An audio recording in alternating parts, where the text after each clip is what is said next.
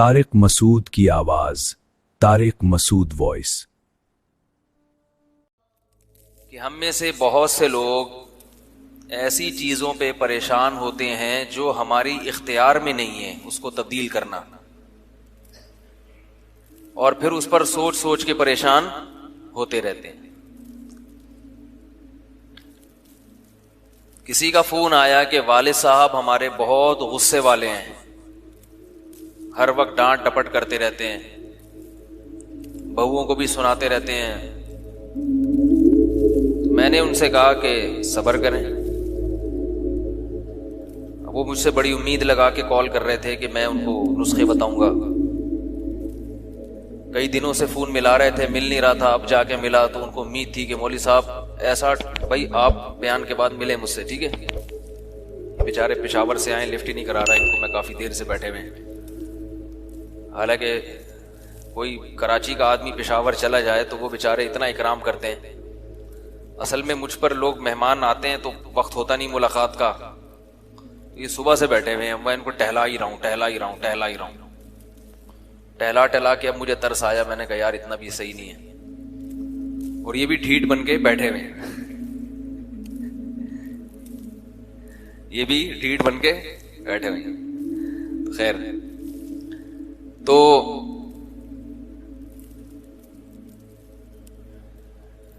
جو چیز، ہاں میں یہ بتا رہا تھا کہ فون آتے ہیں لوگوں کے، تو میں اس لیے یہ نام ظاہر کیے بغیر کسی کی اشارہ، یعنی آپ تو نہیں پہچان سکتے، وہ خود بھی نہیں پہچانیں گے کہ کس کی بات ہو رہی ہے، لیکن وہ چیزیں اس لیے ان پر کو ڈسکس کرنا ضروری ہوتا ہے کہ یہ چیزیں ہر دوسرے تیسرے گھر میں یہ مسائل ہیں۔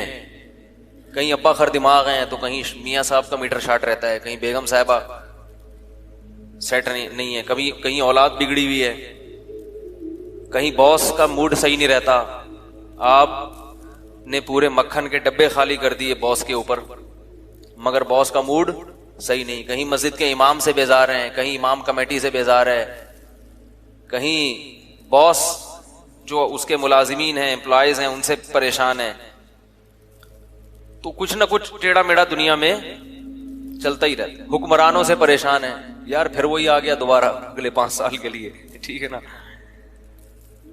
تو کچھ پریشانیاں تو ایسی ہوتی ہیں جو اللہ کی طرف سے ہوتی ہیں، اور کچھ پریشانیاں ایسی ہوتی ہیں جو قرآن خود کہتا ہے فَمِنْ عِنْدِكَ، وہ تمہاری اپنی پیدا کردہ ہیں۔ تو یہ بہت اہم بات ہے، تھوڑا سا اس کو غور سے سنیں۔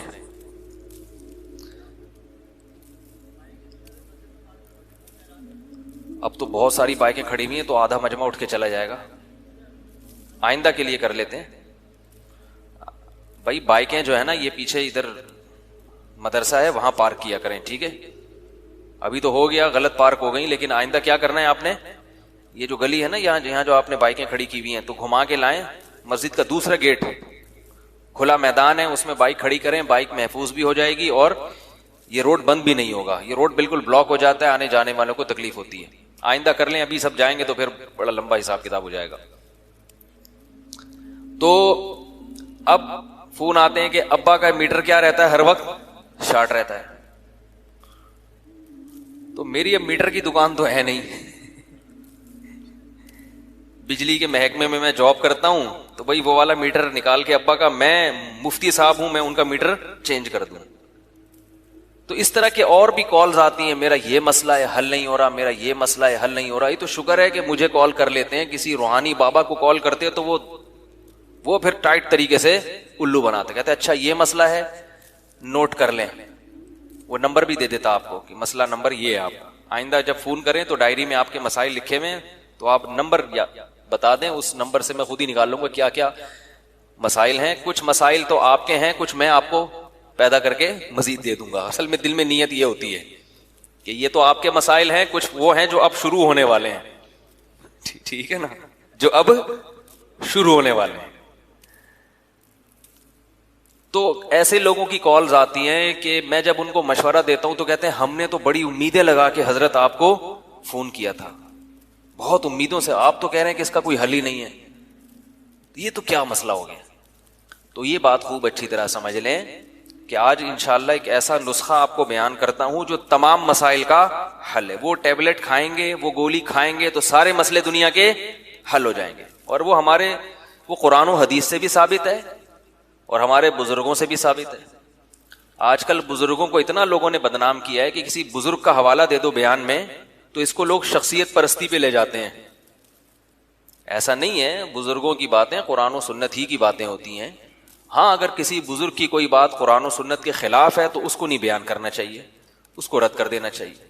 اب جن کے ہاں بزرگ ہوتے ہیں وہ تو حوالے دیں گے, جن کے بزرگ ہی نہیں ہوتے وہ پھر کہاں سے حوالے دیں گے.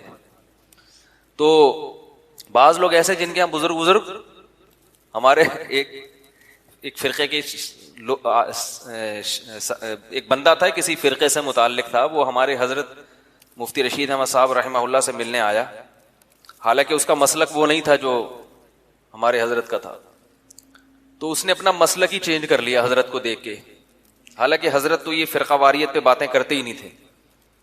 تو ہم نے ان سے پوچھا کہ آپ نے نہ کوئی اس کے خلاف دلیل سنی, نہ آپ نے اپنے مذہب کے خلاف کوئی بات سنی, آپ نے چینج کیسے کر لیا؟ انہوں نے کہا میں نے بزرگ پہلی دفعہ دیکھے ہیں. انہوں نے کہا میں جس فرقے سے بلونگ کرتا ہوں اس میں بزرگ شارٹ ہیں, بزرگ مجھے کوئی نظر ہی نہیں آیا. تو مسئلہ یہ ہے کہ یہ ہمارے بزرگوں نے بھی اس پہ بڑی تاکید کی اور یہ قرآن و سنت سے ثابت ہے. یہ بات وہ یہ ہے کہ جو چیز آپ کے اختیار میں نہیں ہے, یعنی اسباب کی دنیا میں آپ اسے نہیں بدل سکتے, تو اس پہ صبر کے علاوہ آپ کے پاس کوئی آپشن نہیں ہے. ابا جو ہے نا, ابا کو دنیا میں کوئی بھی تبدیل, ابا کو ابا کا ابا تو کر سکتا ہے. دادا زندہ ہوتے تو دادا سے شکایت لگاتے, وہ آپ کے ابا کو ڈانٹتے, پھر ابا آگے سے سناتے تو آپ بھی ابا کو کہتے ابا آپ اپنے ابا کا احترام نہیں کر رہے تو ہم سے کیسے احترام کرواؤ اپنا.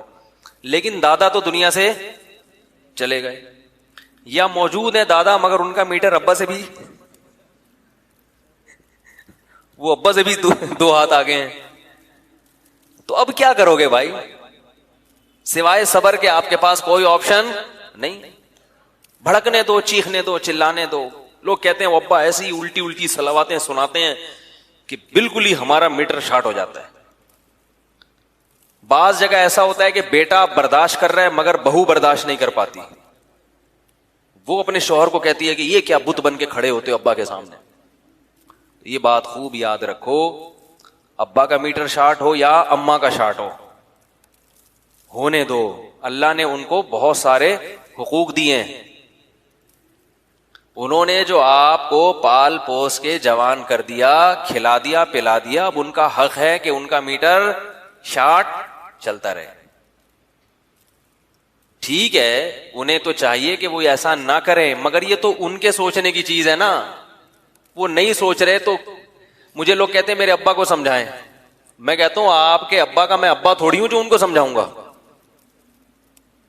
میں آپ کے ابا کا اگر ابا ہوتا تو میں ان کو سمجھاتا.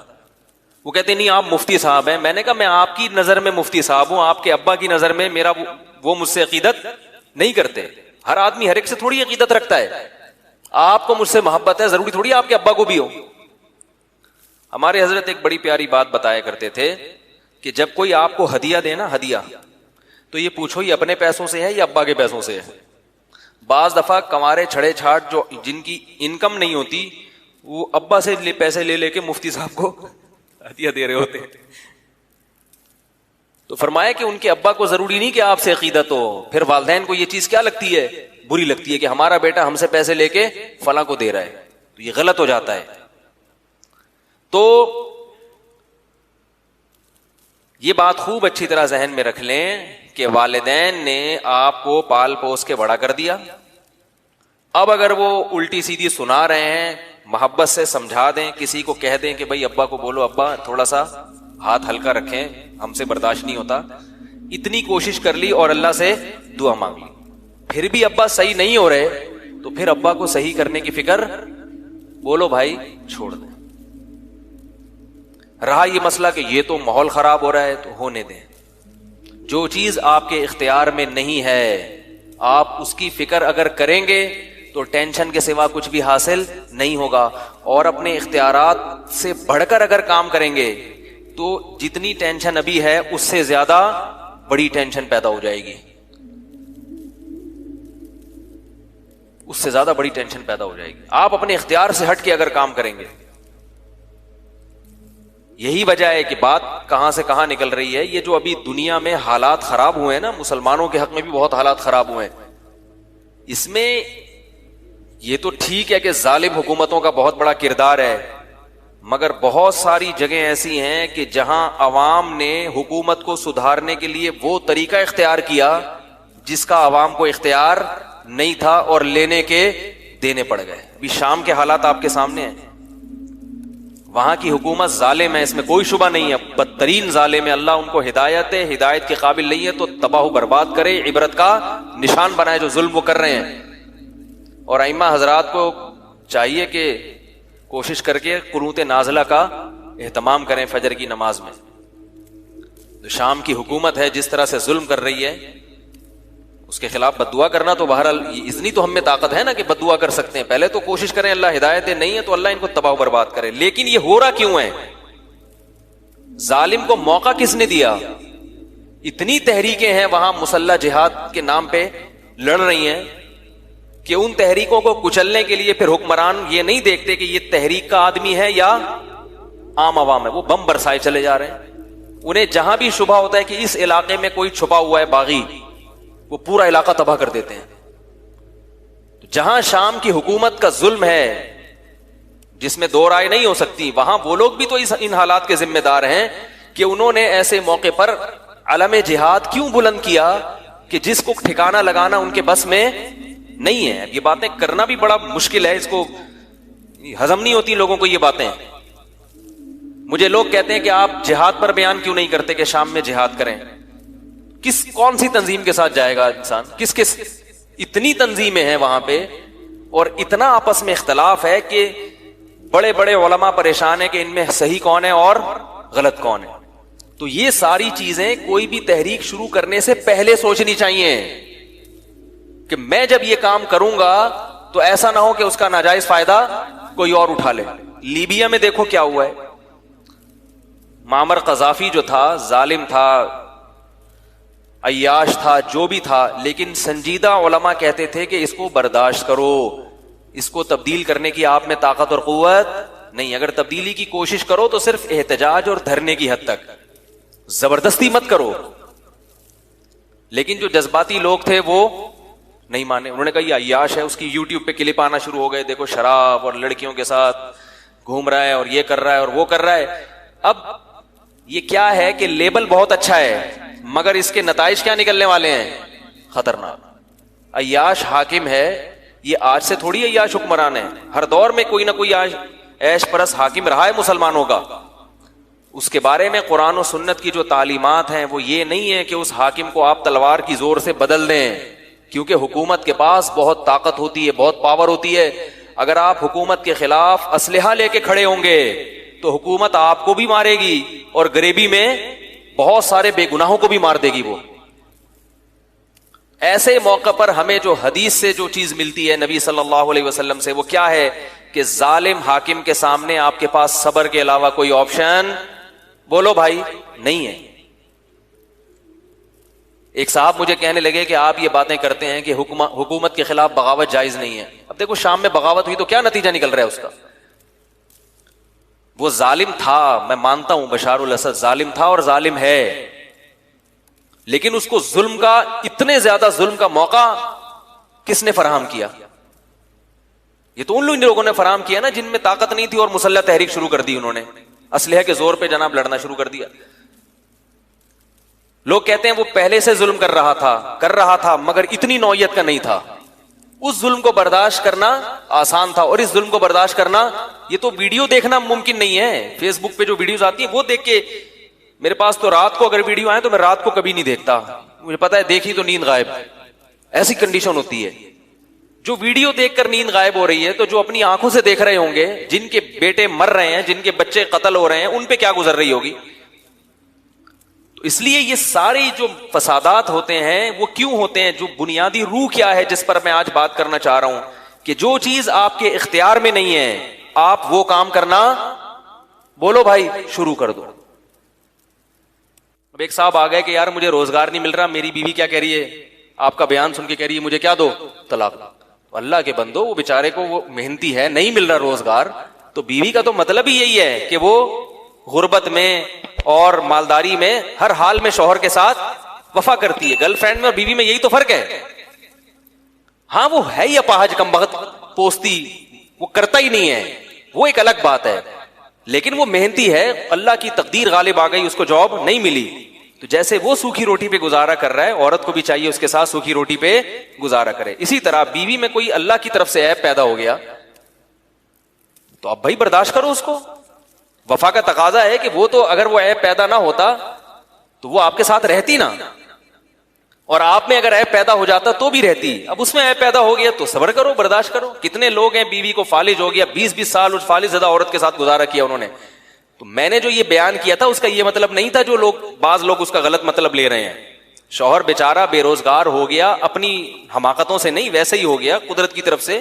تو نیک شریف عورت کیا کرتی ہے, اپنے شوہر کے ساتھ صبر کرتی ہے, وہ وفا کرتی ہے. اسی طرح عورت میں کوئی ایسی من جانب اللہ کوئی عیب پیدا ہو گیا تو شریف آدمی اپنی بیوی کے ساتھ گزارا کرتا ہے, اس کو طلاق نہیں دیتا, صبر کرتا ہے. ہاں جان بوجھ کر کوئی گڑبڑ کر رہا ہو تو اس کے حکام ایک الگ ہیں.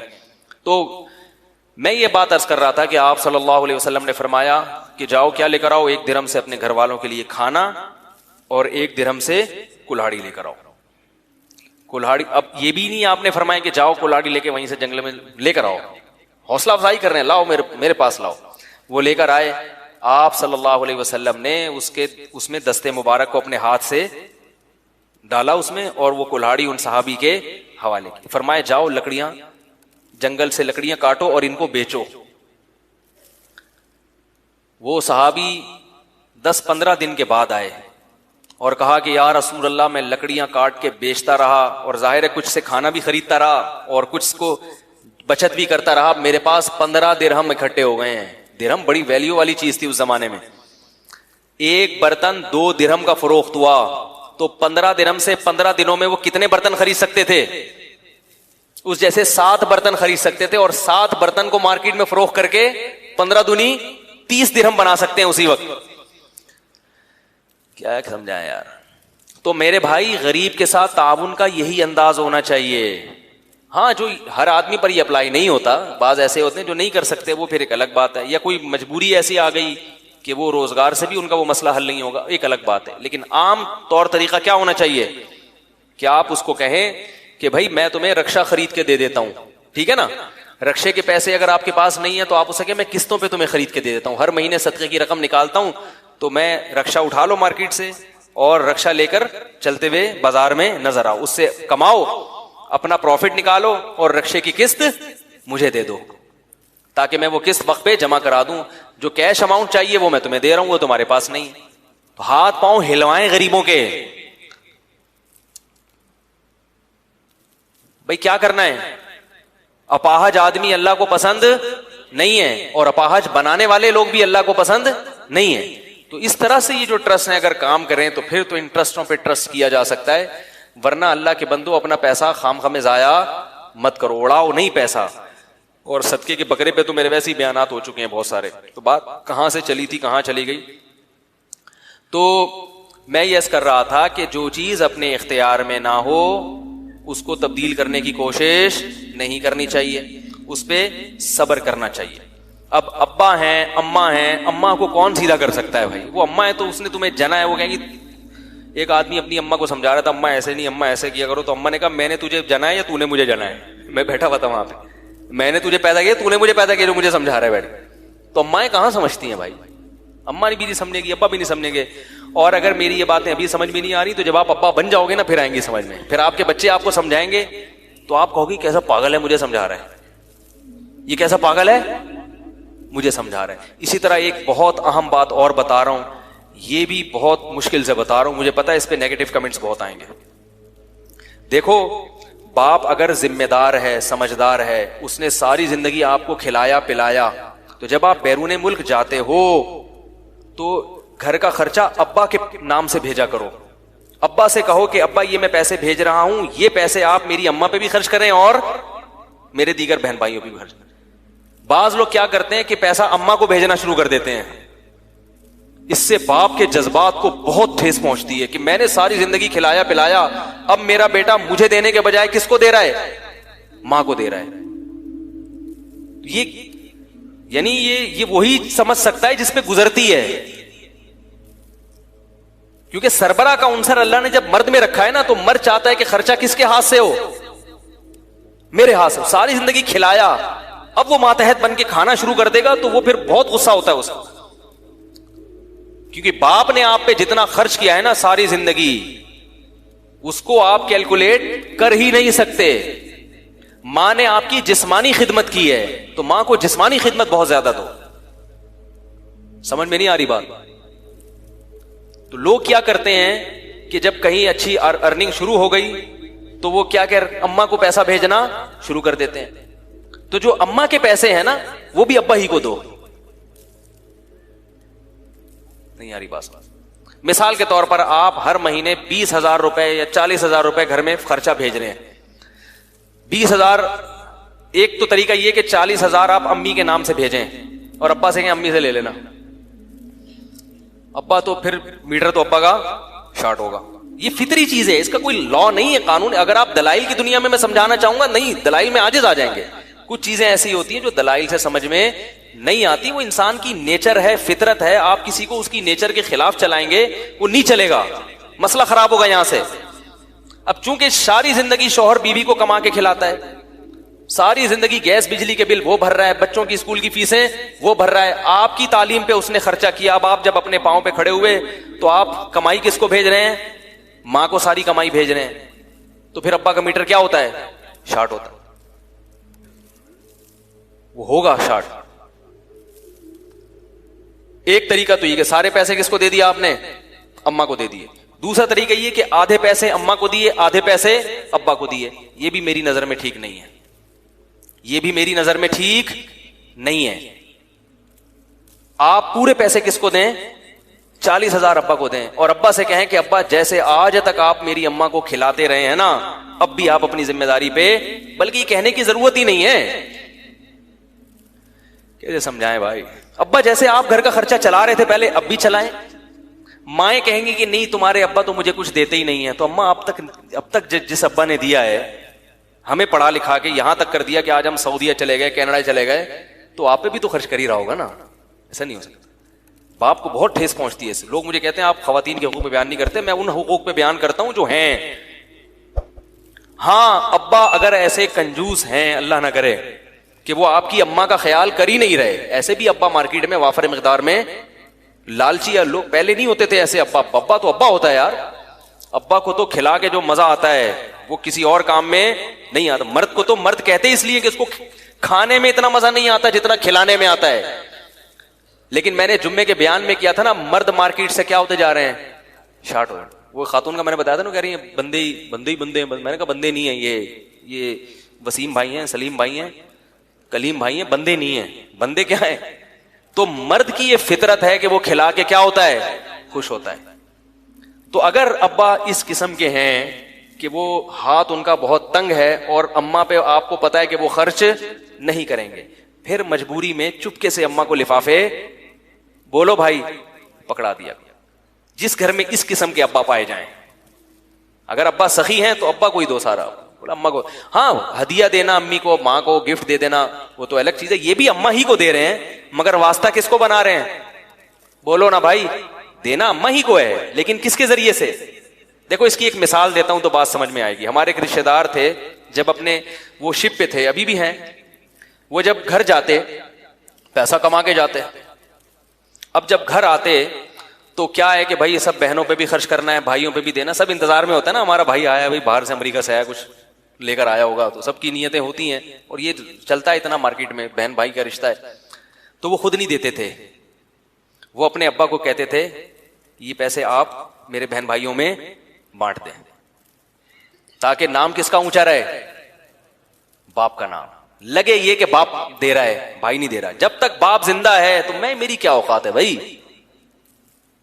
تو باپ ایسے دے رہے ہوتے جیسے باپ کا مال ہے یہ, ایسے دے رہے ہوتے جیسے, حالانکہ ابا تو بے روزگار تھے, کچھ بھی نہیں کرتے تھے, لیکن وہ اپنے باپ کو عزت دے رہے ہیں کہ یار میں جو یہاں تک پہنچا یہ کس نے خرچ کیا ہے, کس نے ٹھکانہ دیا؟ یہ باپ نے ٹھکانہ دیا. تو اب میرے بہن بھائیوں پہ بھی خرچ ہوگا تو نام کس کا استعمال ہوگا؟ باپ کا. رہا یہ مسئلہ کہ بھئی میرا تو نام نہیں آ رہا, کیا کرنا ہے نام کا یار؟ باپ کو ابھی عزت دے دو. جب تک گھر میں باپ موجود ہے تو باپ بننے کی کوشش کیوں کر رہے ہو؟ گھر میں دو باپ اچھے لگتے ہیں؟ ایک گھر میں جیسے دو سربراہ اچھے نہیں لگتے, جو وزیر اعظم ایک گورنمنٹ میں, ایک حکومت میں دو صدر اچھے نہیں لگتے, چیف آف آرمی اسٹاف ایک ہی ہوتا ہے, تو باپ بھی گھر میں ایک ہی ہونا چاہیے. سمجھ رہے ہو کہ نہیں سمجھ رہے؟ تو مجھے یہ ان کی ادا بڑی اچھی لگتی تھی, اور اس کی وجہ سے اللہ نے ان کو نوازا بھی بہت زیادہ. اور باپ کی دعائیں الگ لگتی ہیں. اب رہا ماں کا حق, تو ماں کا حق, حقوق اللہ نے دونوں کے رکھے ہیں, لیکن دونوں کے حقوق کا اسٹائل مختلف ہے, دونوں کا الگ ہے. ماں کے ساتھ کیا کرنا ہے, میں یہ نہیں کہہ رہا ان کو الگ سے پیسے بالکل ہی نہ دیں, ظاہر ہے ماں کو بھی پیسے دینے چاہیے, لیکن جو میجر خرچہ جو آپ بھیج رہے ہیں نا اس کی بات کر رہا ہوں. یہ نہیں کہ ماں کو آپ پیسے دینا ہی چھوڑ دیں یا اسے کوئی گفٹ دینا ہی چھوڑ دیں, یہ تو بالکل غلط ہے. تھوڑے بہت تو ٹھیک ہے, لیکن ایک جو بڑی رقم ہے جو گھر میں آپ خرچہ چلانے کے لیے جو اماؤنٹ بھیج رہے ہیں, وہ اماؤنٹ کس کے ہاتھ میں آنا چاہیے؟ باپ کے ہاتھ میں آنا چاہیے, ورنہ اس کو بہت تکلیف ہوتی ہے, اور وہ تکلیف ہونے میں حق بجانب ہے, حق بجانب ہے. ہاں اگر ابا, میں ان اباؤں کے ذکر کر رہا تھا جو ابا ہیں مگر ابا بننے کے لیے تیار نہیں ہے, یعنی یہ ذمہ داری پوری نہیں کر رہے, ان کو کھلانے میں مزہ نہیں آ رہا, بچا بچا کے اپنے. ایسے بھی ابا ہیں نا, مرد ایسے بھی ہوتے ہیں کہ بیگم تم بھی کماؤ ہم بھی کما رہے ہیں, مسلط نہیں کر سکتا, اس سے گھر میں پھر فساد ہوتا ہے. ہم بھی سارے چیزیں گھر میں چائے کے خلاف ہوں مگر پتی میرے گھر میں بھی آتی ہے.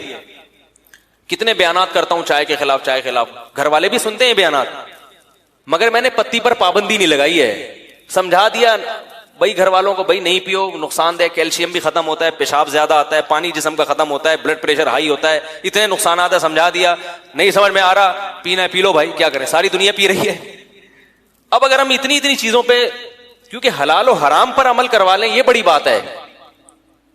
بھائی گناہ چھوڑ دیے گھر والوں نے, پردہ کر لیا, ٹی وی نہیں دیکھا جاتا ہمارے گھر میں الحمدللہ, فلمیں ڈرامے نہیں دیکھے جاتے, یہ بہت بڑی اللہ کی نعمت ہے, اللہ تیرا بڑا شکر ہے. نمازیں پڑھ رہے ہیں سب گھر والے الحمدللہ, نمازیں قضا نہیں کرتے, اللہ کا بہت بڑا فضل.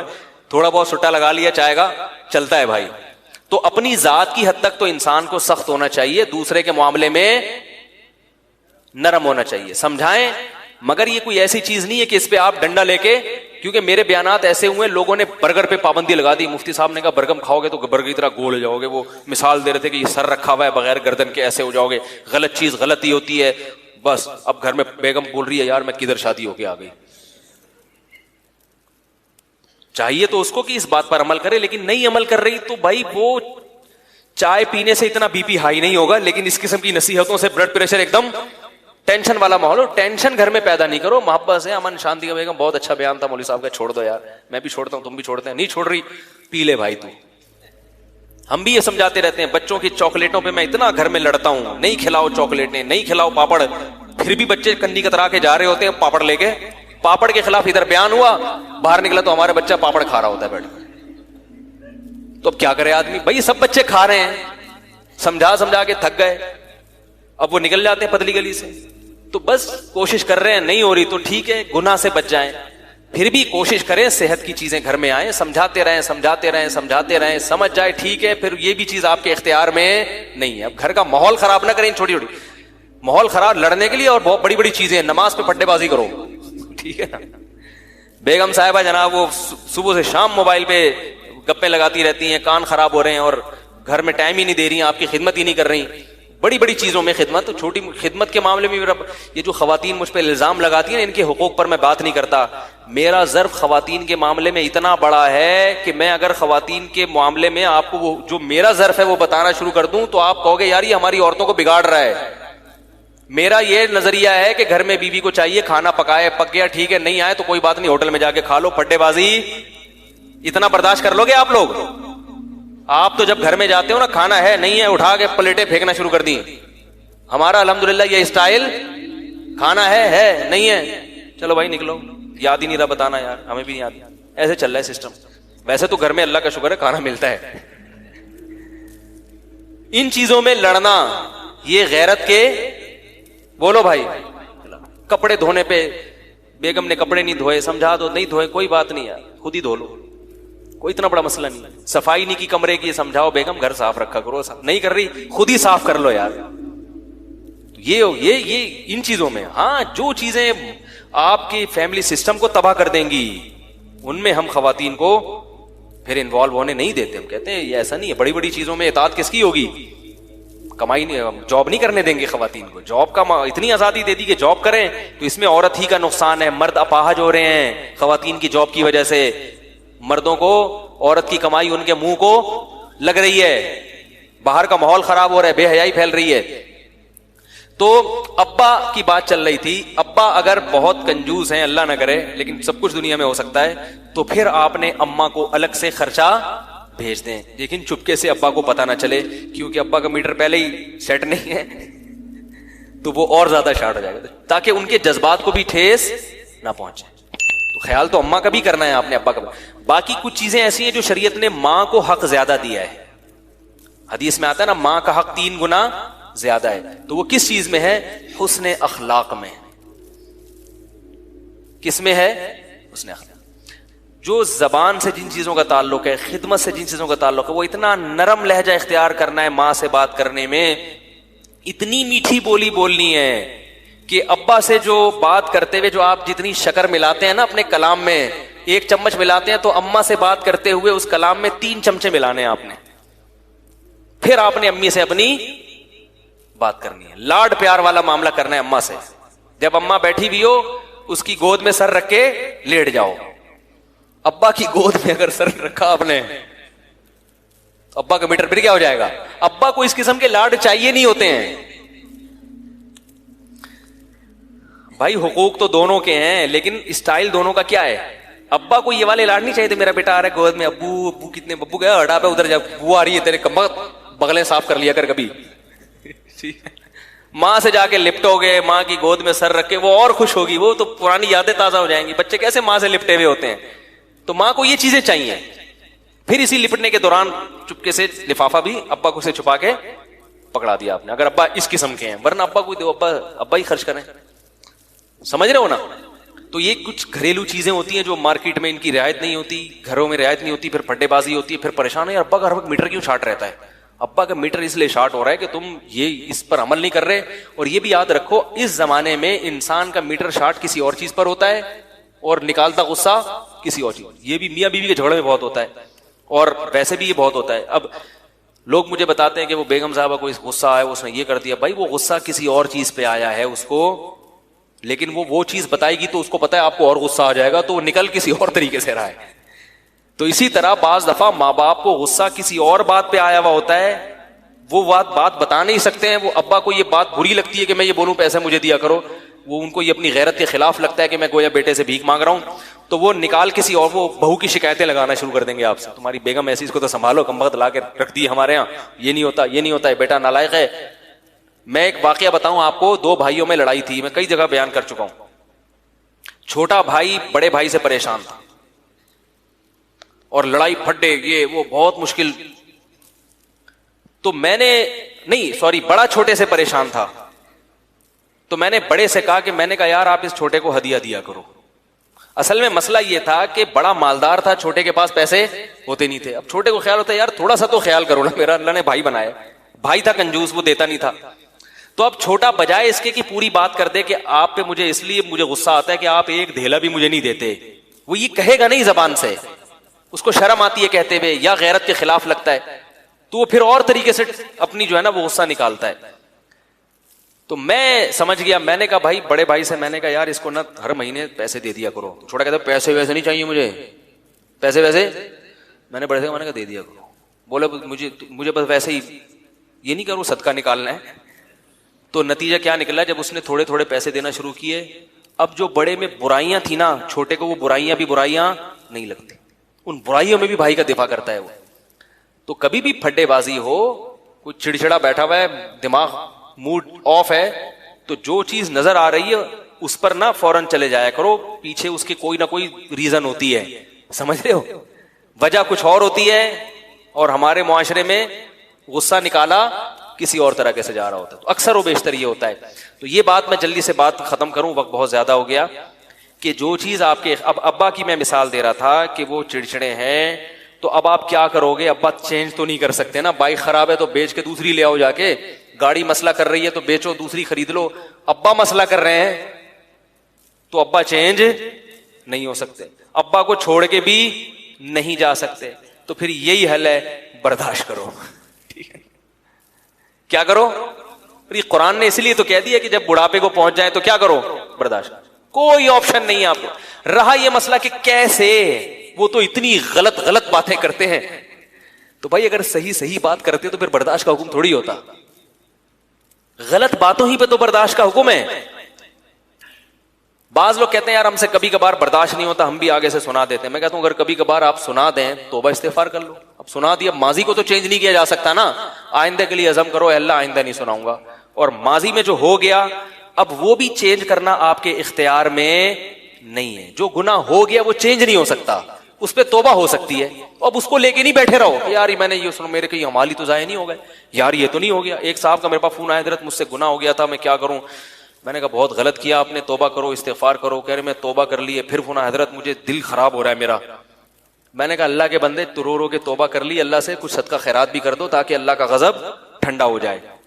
کہہ رہے میں نے صدقہ خیرات بھی کر دی. پھر فون آیا کہ میں نے کہا آپ کا کوئی ٹیکنیکل فالٹ ہے. صحیح ہے نا. اب یہ کیا ہے؟ اب جو چیز اپنے اختیار میں نہیں ہے اس پہ پریشان. ماضی میں جو کچھ ہو گیا اس کو چینج کر سکتے ہیں بھائی، چاہے گناہ ہو گیا کچھ بھی ہو گیا. اب جو ہو گیا ماضی، کبھی بھی فیوچر کی تو پلان بنا سکتا ہے، جو گزری ہوئی چیزیں ان کو چینج نہیں کیا جا سکتا. اسی لیے علماء نے لکھا ہے کہ جب کوئی گناہ ہو جائے، کیسے دیکھو ہمارے فقہاء نے کیا کیا باتیں لکھی ہیں. فرمایا ایک دفعہ جب رو دھو کے اچھی طرح توبہ کر لی، اللہ کو منا لیا، اب اس گناہ کو بھول جاؤ. اب بھی اگر وہ یاد کر کے آپ کہتے ہو نا، تو اس کا مطلب اللہ پہ اعتراض کر رہے ہو. آپ اللہ پہ اعتراض کرو، اللہ تو گناہ معاف کر ہی نہیں سکتا ہے بھائی، اللہ تیری تو رحمت ہے ہی نہیں. زیادہ فنٹر بننے کی کوشش کرو گے تو پھر اللہ کا عذاب آئے گا. بولے اللہ ہم تو ہیں نالائق، تیری رحمت بہت بڑی ہے، جو ہو گیا آئندہ نہیں کریں گے. تو آگے چلو آگے. تو اب جو چیز اختیار میں نہیں ہے اس پہ سوچ کے پریشان ہونا کیا ہے؟ بولو بھائی غلط. یہاں ایک اور بات، تو ابا کی پہلے بات کمپلیٹ کر دوں. مائیں پریشان کرتی ہیں بعض دفعہ بیٹیوں کو، چڑچڑی ہوتی ہیں بیٹی کو بات پہ تانے. تو وہ بچیوں کے فون آتے ہیں میری اماں ایسی. میں کہتا ہوں بھائی آپ کی شادی ہوگی، آپ اپنے گھر کی ہو جاؤ گی، اماں کو تھوڑے دن کیا کر لو؟ برداشت کرو تھوڑے دن. ماں کو سناؤ گے کھری یہ تو پھر غلط ہے نا، اس کی بددعائیں لگیں گی. اور پھر ایسی صورت میں ایک کنڈیشن یہ بھی ہے کہ ابا بالکل ہی برداشت سے باہر ہو رہے ہیں تو ابا سے تھوڑا ریزرو رہا کرو. زیادہ لپٹنے کی کوشش ایسی سخت مجبوری میں، ٹھیک ہے نا. ابا کے پاس بیٹھے، وضو کر کے گئے اور سوچ کے کہ ابا نے سنانی ہے تو بس آدھا گھنٹہ تک سنوں گا، اس پہ اتنا ثواب ملے گا، اسٹاپ واچ لگا لی.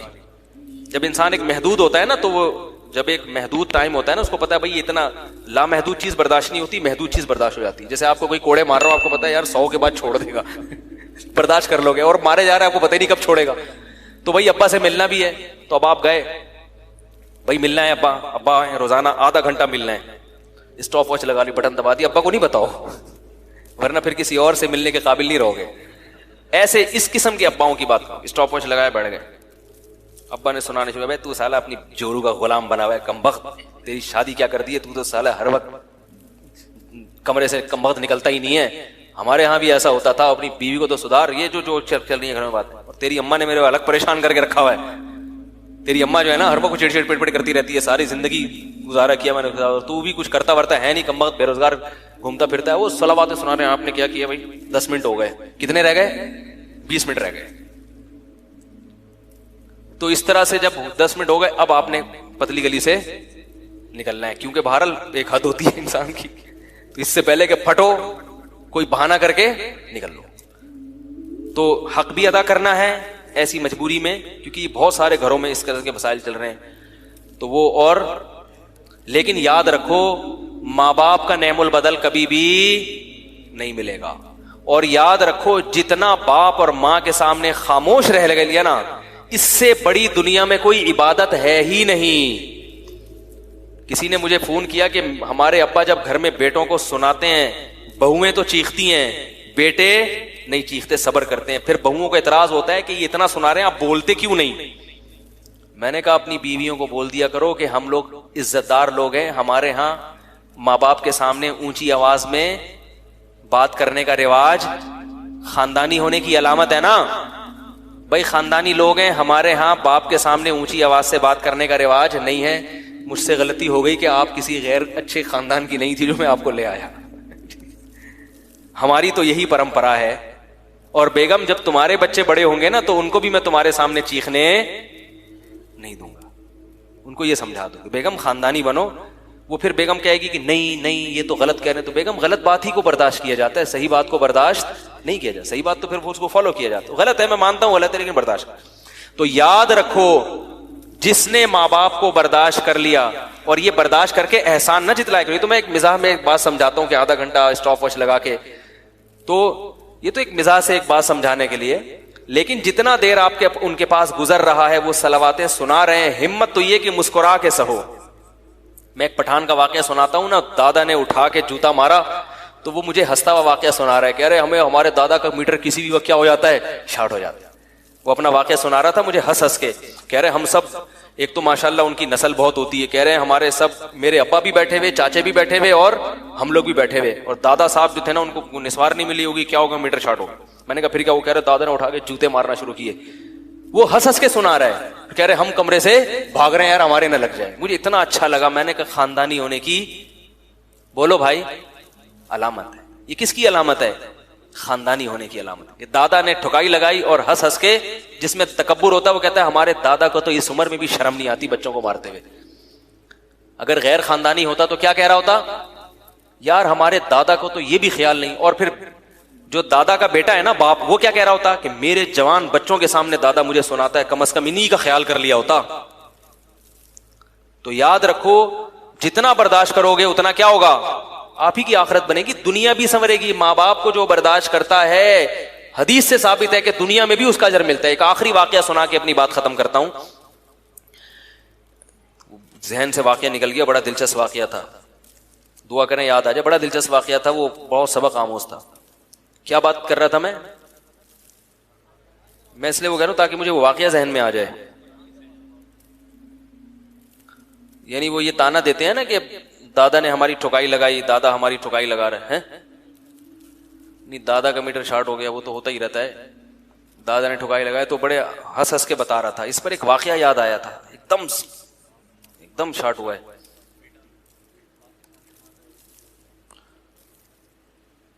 کیا ہے یار, کیسا اچھا واقعہ تھا, نکل گیا ذہن سے. وہ بات مکمل ہو جاتی نا پھر تو خیر اللہ کی اسی میں وہ ہوگی. تو اب یہ چیز کیا ہے, آپ کے اختیار میں اس کو تبدیل کرنا ممکن نہیں. تو جب آپ کے اختیار میں نہیں ہے تو اب صبر کے علاوہ کوئی آپشن نہیں ہے. اب یہاں ایک آخری بات کہ لوگ کہتے ہیں کیسے صبر کریں, ہماری تو زندگی. ہاں, ایک خواتین کے بارے میں بتاؤں کہ شوہر بعض دفعہ گڑبڑ ظالم ہوتے ہیں. تو یہ جو میں نے کہا نا کہ ناقابل برداشت ہے تو علیحدگی اختیار کر لیں, تو یہ جب ہے کہ جب ایسا نہ ہو کہ علیحدگی اختیار کر کے اس سے بڑی مصیبت میں نہ پڑ جائیں کہیں. بعض دفعہ یہ بھی ہوتا ہے کہ علیحدگی اختیار کی تو پھر دوبارہ کوئی رشتہ ہی نہیں مل رہا, تو ایسی صورت میں کیا کرنا ہے؟ اول تو ویسے بھی کوشش حتی الامکان گھر کو جوڑنے ہی کی کرنی ہے. تو اس میں بھی یہی ہے کہ بھائی ہمارے پاس اب ہم اس کی اصلاح کر نہیں سکتے, ہمارے پاس برداشت کے علاوہ کوئی آپشن نہیں. تو اب شیطان یہ ورغلائے گا, شیطان کہے گا ہوں کیسے برداشت کریں, کیا کریں. تو شیطان کو یہ سمجھانا ہے کہ دنیا مزے اڑانے کی جگہ نہیں ہے. وہ جو صاحب تھے نا, فون آیا تھا کہ میرے ابا کا میٹر شارٹ رہتا ہے, کیسے برداشت کریں. میں نے کہا دیکھو میرے بھائی, دنیا میں سارے مسئلے کسی کے بھی حل نہیں ہوتے. ہمارے حکمران کتنے پریشان رہتے کہ نہیں رہتے, کوشش میں لگے میں اگلے 5 سال کے لیے آ جائیں, سپریم کورٹ سے آرڈر آئے تھے نہیں آ سکتے, کتنی ٹینشن. تو جب حکمران جن کے ہاتھ میں طاقت ہے, جن کے پاس دولت ہے, وہ اپنے سارے مسائل دنیا میں حل نہیں کر پاتے, تو ہماری کیا اوقات ہے, ہم کیسے سارے مسئلوں کو حل کریں گے. جو مسئلہ حل ہو سکتا ہے وہ کر لیں, جو نہیں ہو سکتا اس سے دوستی لگا لیں. میں ٹھیک ہے یہی مسئلہ, اب میں اسی مسئلے کے ساتھ میں رہوں گا, اور اس پہ صبر کریں. کیا سوچ کے کہ دنیا مسافر خانہ ہے, تھوڑے دنوں میں مر جانا ہے, سارے مسائل خود بخود مرتے ہی ختم. ایک خاتون کا فون آیا, میری ساس کا یہ مسئلہ, میرے فلانے کا. میں نے کہا آپ کی عمر, ان کی 45 سال عمر تھی, میں نے کہا 10-15 اور رہ گئی ہے. تو شکر انہوں نے صحیح عمر بتا دی اپنی, یعنی میری 45 سال کو. میں نے کہا کتنے رہ گئے, جہاں اتنا برداشت کیا 10-15 سال ہیں, گزارا چلاؤ, اور اس دوران آپ کے بچے بھی بڑے ہو جائیں گے, تو جب عورت کے بچے بڑے ہو جاتے ہیں تو ویسے بھی وہ بچے سہارا بن جاتے ہیں اس کا. تو میں نے کہا 10-15 رہ گئے, وہ میں نے کہا وہ بھی جب ہے جب یعنی یقینی کوئی حادثہ نہ ہو, ورنہ اس سے پہلے بھی دنیا سے جانے کا امکان موجود رہتا ہے. ایک صاحب نے کہا میں ساری زندگی کیسے برداشت کروں گا. میں نے کہا ساری زندگی نہیں, آپ 35 سال کے ہو گئے, پوری زندگی سے 35 کو مائنس کر دیں, تھوڑی سی رہ گئی ہے, ٹھیک ہے نا. تو یہ سوچ سوچ کے کیا کرے گا انسان, صبر کرے گا, یار جانے تو. پھر بھی ٹینشن ہوتی ہے مگر اتنی نہیں ہوگی کہ ڈپریشن کا مریض بن جائے, گولیاں کھانا شروع کر دے. اس سے کم از کم انشاءاللہ حفاظت ہو جائے گی. اللہ تعالیٰ نے جو ہمیں دین اور مذہب دیا وہ معتدل ہے, اس میں ہر چیز میں بیلنس ہے, افراط اور تفریط سے ہٹ کر ہے. آج کل ایک لفظ آپ نے سنا ہوگا نا, ایکسٹریمزم. یہ شخص ایکسٹریم پہ گیا ہوا ہے, انتہا پہ گیا ہوا ہے.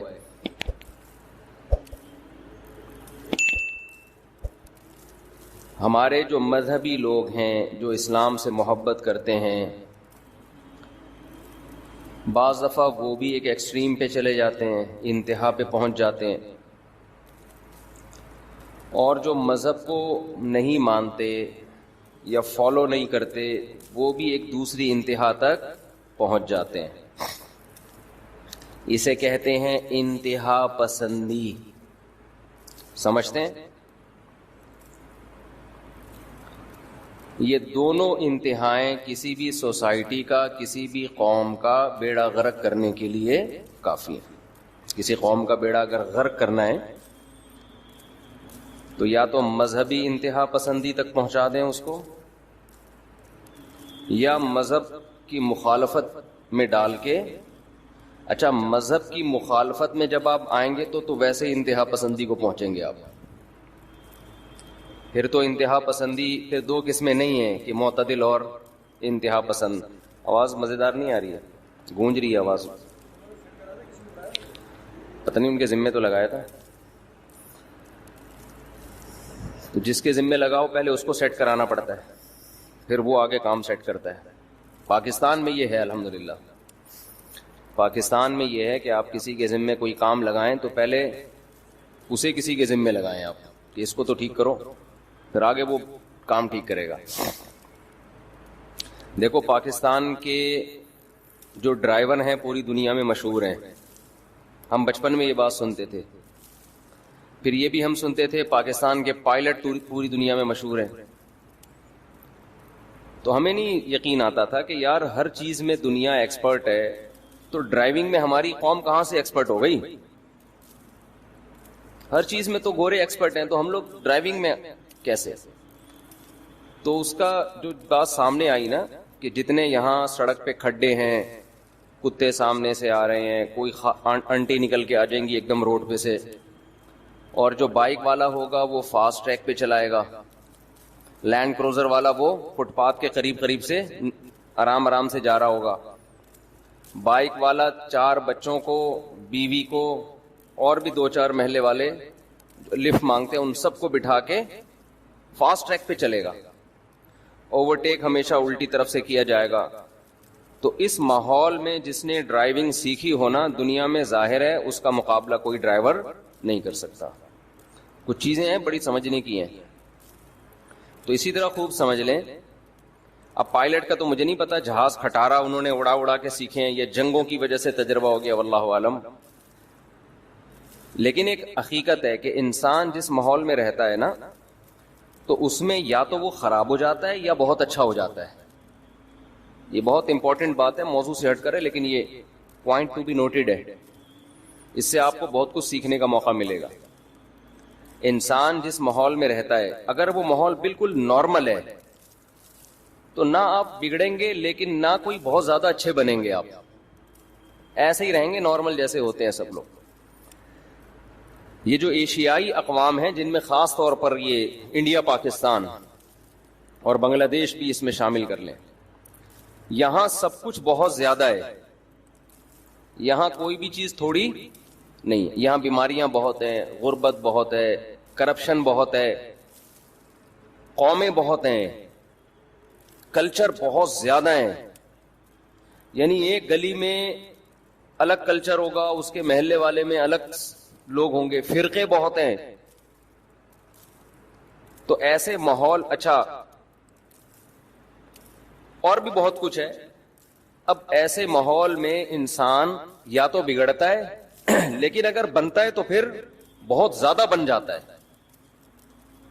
امام ابو حنیفہ رحمہ اللہ تعالی کا جو فقہ پوری دنیا میں سب سے زیادہ رائج ہوا نا, اس کی ایک بڑی وجہ یہ بھی تھی کہ وہ کوفہ میں تھے اور وہاں فتنے بہت زیادہ تھے.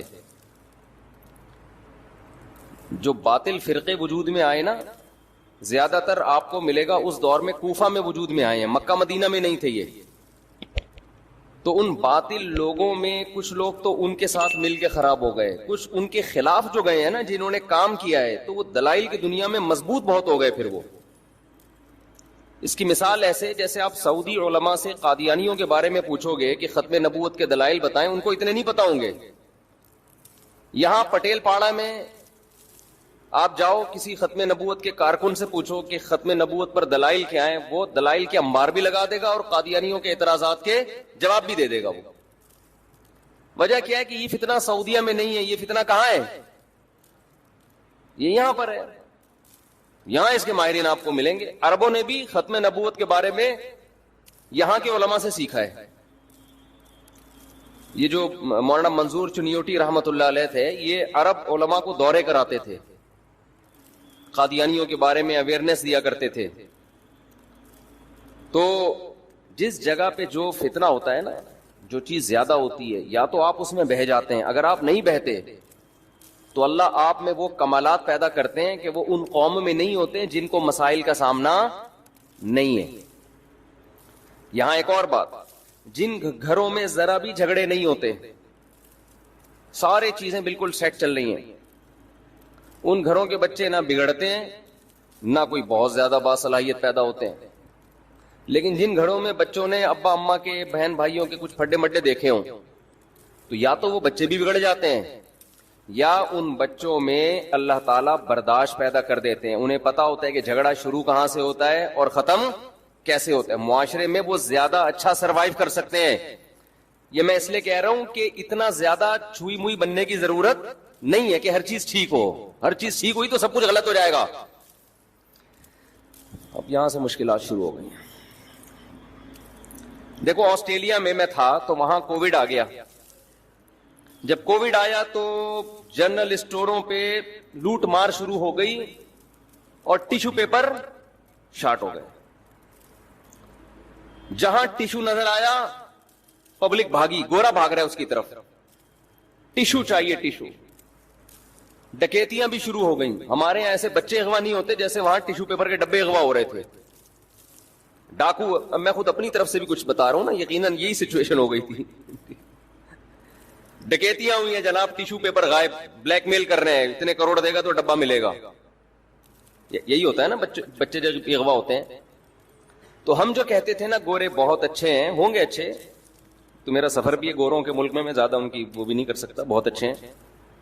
تو ہم جو کہتے ہیں نا گورے بہت اچھے ہیں, ان میں برداشت بہت ہے, نیک بہت ہیں, ہوں گے. لیکن بھائی جب تک کسی قوم پہ کوئی آزمائش نہ آئی ہو, آپ کو کیا پتا چلے گا کہ یہ غربت مہنگائی تھوڑے دن کے لیے ان کو دے دو,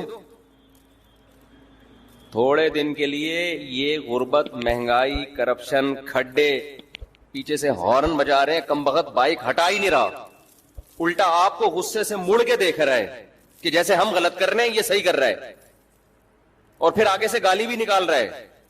اس کے بعد بھی آپ مسکراؤ تو میں گورے کو مانوں گا کہ گورے کے اخلاق اچھے ہوتے ہیں. وہاں تو قانون اتنا مضبوط ہے, ایسے گرفت کی ہوئی ہے قانون کی, حکومتیں اچھی ہے وہاں کی.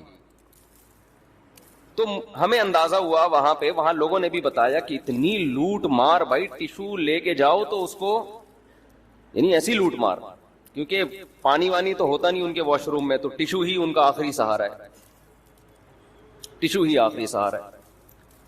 تو اب دیکھو جب اتنی ماحول میں وہ رہے ہیں تو ذرا سی آزمائش آئی تو برداشت نہیں کر پائے. ہمارے ہاں چونکہ ہمیں تو پتہ ہی نہیں چلا کورونا کب آیا اور کب نکل گیا. آیا بہت سے لوگوں کو مار کے بھی چلا گیا, تو ہم نے اس کو بھی انجوائے کیا, ہم نے اس کو بھی کیا کیا, ہمارے یہاں لوگوں نے اس کو بھی انجوائے کیا کہ پتہ نہیں ابھی تک بہت سے لوگوں کو سمجھ میں نہیں آ رہا ہے یہ مرا کیوں تھا ایک اٹھا کٹھا آدمی. ڈاکٹر کہہ رہا ہے کورونا سے مرا ہے, اس پہ بحث ہو رہی ہے, کوئی کہہ رہا ہے یہ سازش ہے, کوئی کہہ رہا ہے نہیں ہے واقعی کورونا سے مرا ہے, کوئی کہہ رہا نہیں یہودیوں نے مارا ہے, کوئی کہہ رہا ہے ڈاکٹروں نے انجیکشن لگایا ہے. وہ ایک اس کو بھی لوگوں نے یوٹیوب چینل کے پروموٹ کرنے کا ذریعہ بنایا. خیر, تو یہ میں اس لیے عرض کر رہا ہوں کہ جب بہت زیادہ پریشانیاں آیا کریں, سب کچھ ٹھیک نہ ہو, تو یہ بھی ٹھیک ہے. یہ بھی کیا ہے, اسی سے اللہ آپ کے لیے خیر پیدا کرے گا. ایک بچہ آپ کا بگڑا ہوا ہے, انسان کا بچہ نہیں بن رہا, یہ بھی ٹھیک ہے. کوشش کرو اس کو انسان کا بچہ بنانے کی, لیکن اللہ کا نظام یہی ہے کہ سارے ٹھیک بھی نہیں ہوتے. بتاؤ مجھے, یعقوب علیہ السلام سے زیادہ اپنے بچوں کی کون اچھی تربیت کر سکتا ہے؟ پیغمبر تھے نا وہ, خاندان بھی سارا مسلمان, 13 بیٹے ہیں جن میں 11 بگڑے ہوئے, 2 صحیح تھے. سمجھ میں آ رہی بات؟ 11 کیا تھے؟ بگڑے ہوئے تھے. پیغمبر کے بیٹے 2 کیا تھے؟ صحیح تھے. ان 11 کو 2 سے حسد ہوا اور بھائی کو کنویں میں ڈال کے ساری زندگی اپنے باپ کو رلایا انہوں نے. آخر میں توبہ کی ہے, خیر کر لی توبہ. تو بس یہ دنیا کا نظام ہے بھائی. اور اس میں یہ بھی ذہن میں رکھیں, کوئی نیک آدمی ہو اس کی اولاد کو دیکھ کے تبصرہ نہ کریں کہ یار بڑا بنا پھرتا ہے, بچے دیکھو کیا کر رہے ہیں. او بھائی بڑا بنا پھرتا ہے, بچوں کی تربیت کی کوشش کی ہوگی مگر تربیت نہیں ہوئی. لوگ کہتے ہیں وہ بڑا نیک بنا پھرتا ہے, اس کی بیوی دیکھو بے پردہ گھوم رہی ہے. بھائی نہیں کنٹرول ہوگا اس کو اپنی بیوی پہ, کیا کر سکتے ہیں یار, نہیں کنٹرول ہوگا. سوال پیدا ہوتا ہے چھوڑ کیوں نہیں دیتا پھر؟ بھائی چھوڑنے میں اس کو پتا ہے نقصان اور زیادہ ہے. لوط علیہ السلام کی بیوی کافر تھی, اس زمانے میں کافر سے نکاح جائز تھا, تو لوط علیہ السلام نے طلاق کیوں نہیں دے دی اس کو؟ نوح علیہ السلام کی بیوی کافر تھی, سوال پیدا ہوتا ہے اس کو نوح علیہ السلام نے طلاق کیوں نہیں دے دی؟ ہم یہ سوال جب نوح علیہ السلام سے پوچھیں گے تو ان کے پاس آنسر ہوگا, بھئی کافر ہے لیکن بچوں کو پالنے کے لیے میرے پاس اس کے علاوہ کوئی آپشن بولو نا نہیں. ایک عورت کافر ہے, بے پردہ ہے, بچوں کے لیے ماں تو ہے نا, تو آپ کو بچوں کے لیے ماں چاہیے, یہ آپ کی نظر میں ترجیح ہوتی ہے کہ سگی ماں ہے, اس کے علاوہ کوئی اور اس طریقے سے پال نہیں سکتا. بہت ساری مصلحتیں ہوتی ہیں. بعض لوگ کہہ رہے ہوتے ہیں وہ اتنا بڑا مولوی بنا پھرتا ہے, اتنی بڑی داڑھی اور پردے پر صبح و شام بیان ہے, اپنے گھر پہ تو کنٹرول نہیں ہے. تو گھر پہ کسی کے باپ کا بھی اس زمانے میں کنٹرول نہیں ہے. جو کہتا ہے نا میرا پورا کنٹرول ہے اس زمانے میں, جھوٹ بول رہا ہے وہ. یا تو چنگیز خان بن جاؤ, ان کا کنٹرول ہوتا ہے, پھر ہر وقت ڈنڈا ہاتھ میں گھماتے رہو, مارتے رہو, توڑتے رہو. آج تھپڑ مار دیا, آج بیوی کا گھٹنا توڑ دیا, آج اس کی ناک پھوڑ دی. ایسا کوئی جلاد اور چنگیز خان بن کے کنٹرول کیا ہوا ہو تو ایک الگ بات ہے, لیکن پھر خود خراب ہو جائے گا. بھائی جو اس طرح سے چلے گا تو خود کی تو کتنا بد اخلاق بن جائے گا نا. تو اپنے آپ کو بد اخلاق بنانے سے بہتر یہی ہوتا ہے کہ انسان کہتا ہے تھوڑی سی اس کی بھی مان لو. ہاں یہ ہے کہ بالکل ہی گھر کو آزاد چھوڑ دینا یہ ٹھیک نہیں ہے, کوشش پوری کرے انسان, تھوڑا بہت روب بھی ہو, تھوڑی بہت سختی بھی ہو, لیکن یہ ساری چیزیں اعتدال سے ہوتی ہیں, ایک حد تک ہوتی ہیں. اس کے بعد آدمی ہتھیار ڈال دیتا ہے, تو بھائی ایسے کی تیسی. پھر وہ یہ دیکھتا ہے بڑا نقصان کس میں, چھوڑنے میں بڑا نقصان ہے یا رکھنے میں بڑا نقصان ہے. بعض اوقات رکھنے میں بڑا نقصان ہوتا ہے تو چھوڑنے کا مشورہ دیا جاتا ہے, بعض اوقات چھوڑنے میں بڑا نقصان ہوتا ہے تو پھر چھوٹے نقصان کو برداشت کرنے کے لیے رکھنے کا حکم دیا جاتا ہے. سمجھ میں آ رہی ہے؟ اسی کو بیلنس کہتے ہیں, اعتدال. یہ جو بہت سے لوگ بڑے فنٹر بنے پھرتے ہیں نا کہ ہمارا ہر کام ٹھیک ہوتا ہے, یہ جھوٹ بولتے ہیں. میں اکثر ایک واقعہ بیان کرتا ہوں. ایک مدرسے کے استاذ تھے, وہ ان کا ریکارڈ آیا میرے سامنے کہ 15 سال یا پتہ نہیں 20 سال میں ایک دفعہ بھی ان کا کلاس کا ناغہ نہیں ہوا. رہتے یہاں تھے, مدرسہ کہاں تھا؟ کلفٹن میں. نارتھ کراچی سے ڈیلی کلفٹن جاتے مدرسے میں پڑھانے کے لیے, صرف جمعے کے دن چھٹی ہوتی. 12 یا 15 سال میں ایک ناغہ بھی بولو نہیں ہوئی, اور ایک دن بھی لیٹ نہیں ہوئے. مجھے جب بتایا گیا میں نے کہا بہت اچھا ماشاءاللہ, یہ ان کے مستقل مزاج ہونے کی بہترین علامت ہے, لیکن یہ کامیاب انسان ہونے کی بالکل بھی علامت نہیں. یہ اس کی تو علامت ہے کہ ان کو اس مستقل مزاجی پہ ایوارڈ ملے, کہ یار ان کے اندر یہ ایبلٹی ہے کہ اگر کوئی یہ کام مستقل مزاجی سے پراپر کرنا چاہیں تو یہ کر سکتے ہیں، شاید میں اور آپ نہ کر سکیں. ہم تھوڑے دنوں میں تھک جائیں گے، یار اب ایک ٹولہ تو بنتا ہے نا، اتنے دن ہو گئے، کچھ تو بہانہ کرو.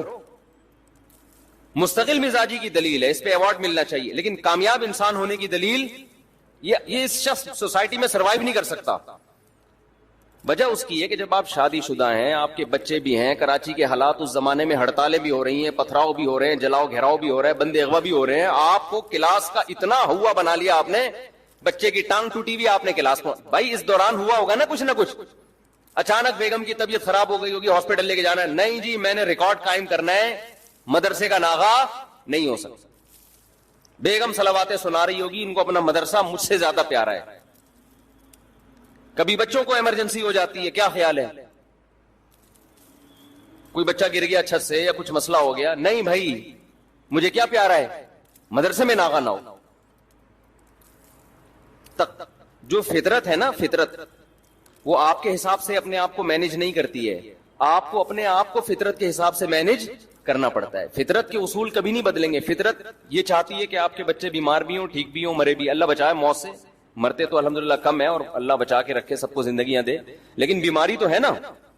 فطرت چاہتی ہے آپ کے بیگم کا موڈ بھی کبھی آف ہو، خام خامے کھوپڑی گھومی ہوئی ہو اس کی بلا وجہ.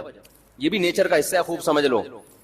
لوگ سمجھتے ہیں ہماری بیگم کا آج پتہ نہیں کیوں موڈ خراب ہے تو وہ ٹینشن میں جاتے ہیں. ٹینشن میں نہیں جاؤ، بلا وجہ موڈ خراب ہونا یہ بھی نیچر کا کیا ہے، ایک حصہ. اس کا خام خامے موڈ خراب ہوگا، کوئی وجہ سمجھ میں نہیں آئے گی. اس کو انجوائے کرو کہ الحمدللہ میری بیوی نارمل ہے، آج بلا وجہ ٹینشن لے کے بیٹھی ہوئی ہے. سمجھ رہے ہو؟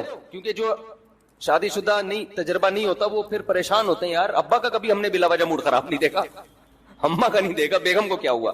تو یہ ہے. تو اس کا طریقہ یہ کہ ٹائم گزارو، انشاءاللہ جیسے بلا وجہ موڈ خراب ہوا بغیر کسی وجہ کے ٹھیک بھی ہو جائے گا. لیکن اگر آپ اس کو دل پہ لے کے بیٹھ گئے تو پھر معاملہ اور خراب ہوگا. خیر، تو اب بتاؤ میرے بھائی، بیگم کی طبیعت بھی خراب ہوئی ہوگی، خود اپنی طبیعت بھی خراب ہوئی ہوگی، ڈاکٹر نے ریسٹ کا مشورہ دیا ہوگا، لیکن انہوں نے 15 سال کا ریکارڈ قائم کر کے گینز بک آف ورلڈ میں اپنا نام شاید لکھوا دیا. تو اس قسم کی جو روٹین جن لوگوں کی ہوتی ہے وہ ایک نارمل لائف نہیں گزارتا. یہ بیلنس لائف نہیں ہے. بیلنس یہ ہے کہ نہ آپ بلا وجہ ناغے کریں، لیکن جب آپ یہ دیکھیں کہ آپ کے دو کام آپس میں ٹکرا رہے ہیں تو الاہم فالاہم، جو زیادہ امپورٹنٹ ہے اس کو ترجیح دیں، جو کم امپورٹنٹ ہے اس میں نقصان کر لیں. اس میں کیا کر لیں؟ نقصان کر لیں.